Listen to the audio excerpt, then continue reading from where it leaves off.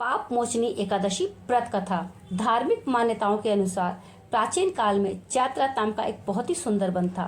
उस जंगल में च्यवन ऋषि के पुत्र मेधावी ऋषि तपस्या कर रहे थे। वहीं देवराज इंद्र गंधर्व कन्याओं और अप्सराओं के साथ जंगल में घूम रहे थे।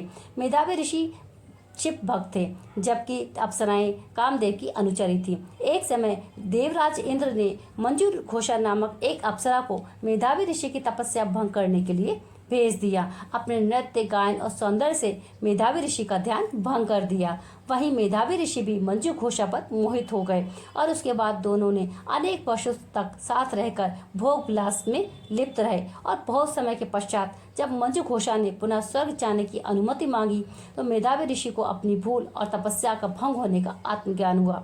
उसके बाद क्रोधित होकर उन्होंने मंजू घोषा को पिशाच योनि में जाने का शाप दे दिया। इसके बाद अप्सरा ऋषि के पैरों पे गिर पड़ी और शाप से मुक्ति का उपाय पूछने लगी।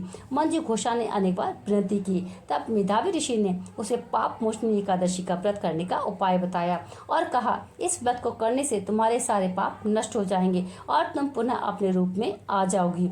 अप्सरा को मुक्ति का मार्ग बताकर मेधावी ऋषि अपने पिता ऋषि च्यवन के पास पहुंचे।